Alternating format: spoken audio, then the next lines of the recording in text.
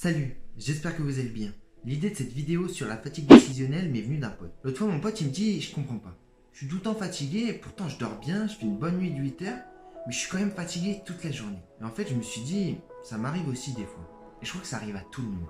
D'être fatigué sans raison, tu sais pas pourquoi. T'as bien dormi, tout va bien, mais t'es fatigué. Et en fait, l'une des probables raisons, t'en as peut-être jamais entendu parler, ou t'en as peut-être déjà entendu parler, mais vaguement, ça serait de la fatigue décisionnelle.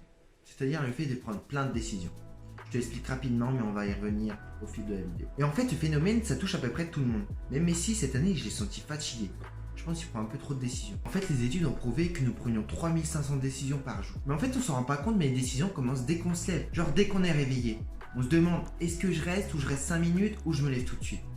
Je reste 5 minutes, bon, je peux me rester 5 minutes. Non, je dois me lever. Pour choisir tes habits, je prends un t-shirt rouge ou un t-shirt noir. Je prends une chemise, je prends un pantalon, je prends un short. Rien que dans les supermarchés, tu veux prendre un paquet de chips. T'as plein de chips, t'as les Pringles, t'as les Lay's, t'as je sais pas quoi, et t'en as là. Sur les réseaux sociaux, quand on regarde une vidéo YouTube, est-ce que je la regarde avec ses miniatures à l'attirant? Non, j'en passe une note tout le temps. Sur TikTok, est-ce que je scroll ou je regarde jusqu'au bout? Est-ce que je scroll ou je regarde jusqu'au bout? Je commande, je like. En fait, ce qu'on ne se rend pas compte, c'est que toutes ces petites décisions accumulées, à la fin, ça nous bouffe notre énergie. Comme ça, on se dit, c'est pas grave. Mais ce qu'on se rend pas compte, c'est que c'est une grosse influence sur les décisions importantes qu'on a à prendre. Par exemple, si on reste avec cette personne, où on investit notre argent.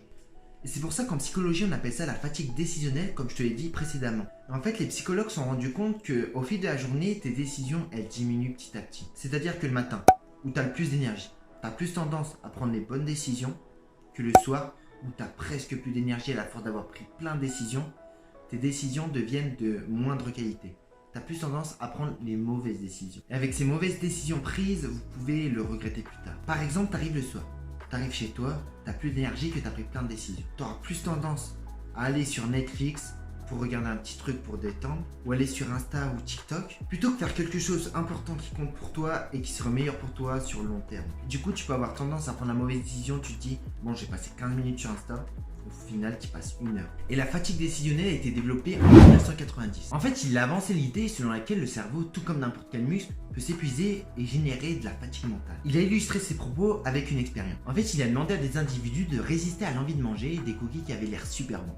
Cet effort incommensurable, demandant un nouvel effort mental, il appelait ce phénomène l'épuisement de l'ego. Une autre psychologue, Dr. Twench, a fait des expériences pour illustrer ce phénomène. Ils ont pris 2 groupes d'étudiants.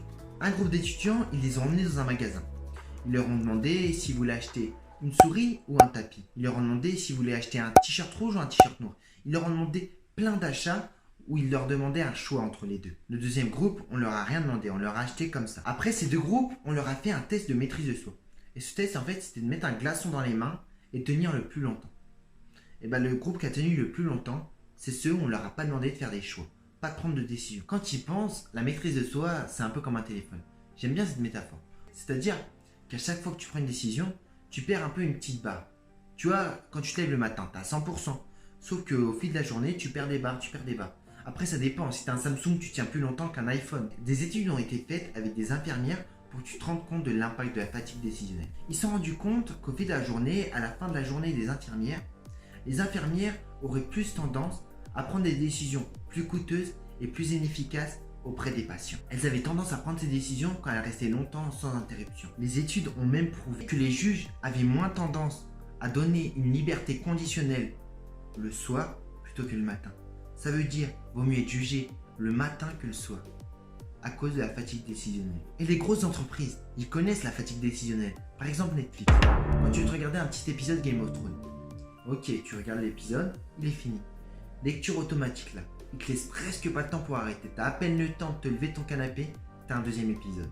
T'es fatigué émotionnellement, du coup forcément t'auras plus tendance à regarder le deuxième. C'est des petits bâtards Netflix. Je te présente quelques exercices pour diminuer cette fatigue décisionnelle et privilégier les décisions importantes. Le premier exercice, ça serait de prendre une feuille. Tu prends un crayon, tu notes toutes les décisions que tu prends dans la journée. Toutes, de A à Z.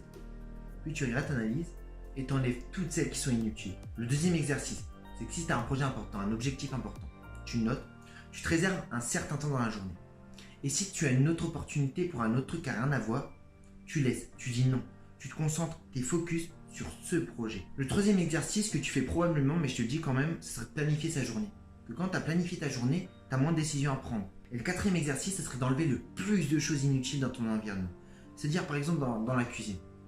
Au lieu de mettre des petits gâteaux, des petits trucs sucrés et tout, pas ouf pour ta santé, tu les enlèves. Comme ça, quand tu as envie d'un petit truc, bah, tu peux pas, que tu n'en as pas acheté. Tu enlèves tous les trucs inutiles. Et déjà, ça va bien réduire ta fatigue décisionnelle et tu pourras te concentrer sur les décisions importantes. Ah oui, aussi, je voulais te dire, si t'as aimé, tu peux liker ou pas. En vrai, abonne-toi.